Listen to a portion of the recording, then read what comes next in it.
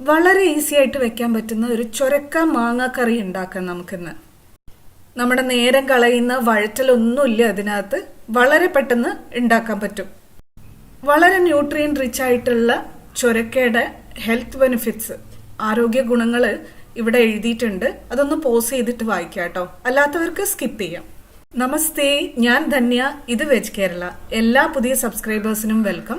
ഇനി ആരെങ്കിലും സബ്സ്ക്രൈബ് ചെയ്യാൻ വിട്ടുപോയിട്ടുണ്ടെങ്കിൽ സബ്സ്ക്രൈബ് ബട്ടണും കൂടെ ആ ബെൽ ബട്ടണും ഒന്ന് അമർത്തണേ. എന്നാലേ ഞാൻ പുതിയ വീഡിയോസ് അപ്ലോഡ് ചെയ്യുമ്പോൾ നിങ്ങൾക്ക് നോട്ടിഫിക്കേഷൻ കിട്ടുള്ളൂ.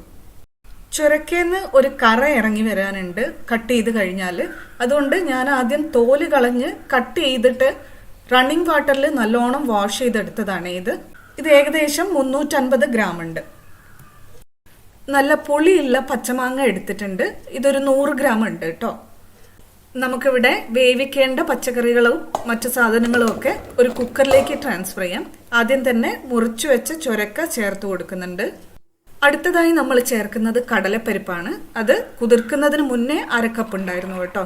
അതിനുശേഷം നന്നായിട്ട് വാഷ് ചെയ്ത് കുതിർത്ത് വെച്ചത് ഒരു 4 മണിക്കൂർ നേരം നമ്മൾ കുതിർത്ത് വെച്ചതാണ് ഇത്. കടലപ്പരിപ്പിന് പകരം തോരപ്പരിപ്പോ ചെറുപയർ പരിപ്പോ ഏത് വേണമെങ്കിലും എടുക്കാം. മുറിച്ചു വെച്ച പച്ചമാങ്ങ ചേർത്ത് കൊടുക്കുന്നുണ്ട്. അടുത്തതായി നമ്മൾ ഇതിലേക്ക് ചേർക്കുന്നത് വല്യുള്ളിയാണ്. ഒരു ചെറുതാണ് ഞാൻ എടുത്തിട്ടുള്ളത്. അത് നീളത്തിൽ അധികം കനമില്ലാതെ അരിഞ്ഞെടുത്തിട്ടുണ്ട്. അതും കൂടെ ചേർത്ത് കൊടുക്കുന്നുണ്ട്. ഉള്ളി ഇഷ്ടമില്ലാത്തവർക്ക് അല്ലെങ്കിൽ കഴിക്കാത്തവർക്ക് ഈ ഒരു ഭാഗം സ്കിപ്പ് ചെയ്യാം കേട്ടോ. പഴുത്ത തക്കാളി ഒരു ചെറുത് എടുത്തിട്ടുണ്ട്. അതും നീളത്തിൽ സ്ലൈസ് ചെയ്തിട്ടുണ്ട്. അതും കൂടെ ചേർത്ത് കൊടുക്കുന്നുണ്ട്. വെളുത്തുള്ളി ഒരു 5-6 അല്ലികൾ എടുത്തിട്ടുണ്ട്, തോലില്ലാതെ. അതൊന്ന് നന്നായിട്ട് ക്രഷ് ചെയ്ത് ഒന്ന് ഇടിച്ചെടുത്തിട്ടുണ്ട്. 3 മീഡിയം സ്പൈസി ആയിട്ടുള്ള പച്ചമുളക് ഒന്ന് കീറിയിട്ട് ചേർത്ത് കൊടുക്കുന്നുണ്ട്. എരിവ് നന്നായിട്ട് ഇറങ്ങാൻ വേണ്ടിയിട്ടാണ് നമ്മളൊന്ന് കീറി കൊടുക്കുന്നത് കേട്ടോ. കറിവേപ്പില ഒരു 2 തണ്ടോളം ചേർത്ത് കൊടുക്കാം. മഞ്ഞൾപ്പൊടി ഒരു 1/2 ടീസ്പൂണും ചുവന്ന മുളക് പൊടി 1/2 ടീസ്പൂണും ചേർത്ത് കൊടുക്കാം. ഉപ്പ് പാകത്തിന് ചേർത്ത് കൊടുക്കാം. ഞാനിവിടെ 1 ടീസ്പൂണാണ് എടുത്തിട്ടുള്ളത്. വേണമെങ്കിൽ പിന്നെ അഡ്ജസ്റ്റ് ചെയ്യാം. ജീരകം ചേർക്കുന്നുണ്ട് 1/2 ടീസ്പൂൺ. ഇതിലും കൂടി പോകണ്ട കേട്ടോ, കറിയുടെ ടേസ്റ്റ് പാടെ മാറിപ്പോവും. ജീരകത്തിന്റെ ടേസ്റ്റ് അധികരിച്ച് നിന്നാൽ കറിയുടെ തനതായ ടേസ്റ്റ് നമുക്കറിയാൻ പറ്റില്ല. ഇനി പച്ചക്കറികളുടെ ലെവലിനനുസരിച്ചുള്ള വെള്ളം ചേർത്ത് കൊടുക്കാം. ഒരുപാട് വെള്ളം വേണ്ട, കാരണം നമ്മൾ ഈ ചേർത്തിരിക്കുന്ന പച്ചക്കറികളിൽ മുക്കാലും വെള്ളം ഇറങ്ങുന്നവയാണ്. ഈ കറി കുറച്ചൊരു കുറുകനുള്ള കറിയാണ്. ഒരുപാട് വെള്ളമായാൽ അത് വറ്റിച്ചെടുക്കാനൊക്കെ ബുദ്ധിമുട്ടാവും. ഇനി കുക്കർ അടച്ച് മീഡിയം ഫ്ലെയിമിൽ വെക്കാം. ഒരു 3 മുതൽ 4 വിസിൽസ് വരുന്നവരെ വെയിറ്റ് ചെയ്യാം. അപ്പോഴേക്കും നമുക്ക് കറിയിലേക്കുള്ള തേങ്ങ അരപ്പ് തയ്യാറാക്കാം. ഒരു 1/4 കപ്പ് ചിരകിയ തേങ്ങ എടുത്തിട്ടുണ്ട്. അതിലേക്ക് 1/4 കപ്പിൽ താഴെ വെള്ളം ചേർത്ത് നല്ല മഷി പോലെ അരച്ചെടുക്കാം. ഇതിൽ വേറെ കൂട്ടൊന്നും ചേർക്കുന്നില്ല കേട്ടോ, തേങ്ങ മാത്രമേ ഉള്ളൂ. നമ്മുടെ പച്ചക്കറികൾ ഇവിടെ വെന്തിട്ടുണ്ട്. ഒന്ന് ചെറുതായിട്ടൊന്ന് ഉടച്ചു കൊടുക്കാം കേട്ടോ. ഒരുപാട് അങ്ങ് ഉടച്ച് കലക്കിയെടുക്കൊന്നും വേണ്ട, ഒരു ലൈറ്റ്ലി മാഷ് അത്ര മതി.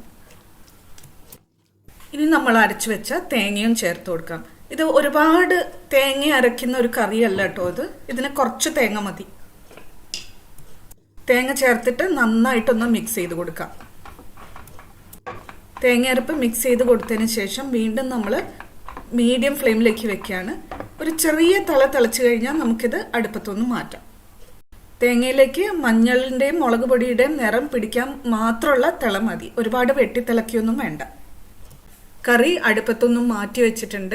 ഇനി ഇതിലേക്ക് ഒരു ചെറിയ താളിപ്പ് കൊടുക്കണം. അതിനുവേണ്ടി ഒരു പാൻ അടുപ്പത്ത് വെച്ചിട്ടുണ്ട്. മീഡിയം ഫ്ലെയിമിൽ 3 ടീസ്പൂൺ വെളിച്ചെണ്ണ ഒഴിച്ചു കൊടുക്കാം. എണ്ണ ചൂടാകുമ്പോൾ അതിലേക്ക് കടുക് 1 ടീസ്പൂൺ, ഉലുവ 1/4 ടീസ്പൂൺ, ഇവ രണ്ടും ചേർത്ത് കൊടുക്കാം.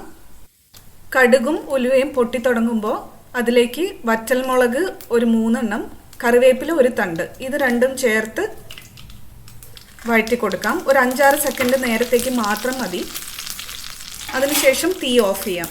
തീ ഓഫ് ചെയ്തതിന് ശേഷം അതിലേക്ക് ഒരു 1/4 മുതൽ 1/2 ടീസ്പൂൺ വരെ മഞ്ഞൾപ്പൊടി ചേർത്ത് കൊടുക്കാം.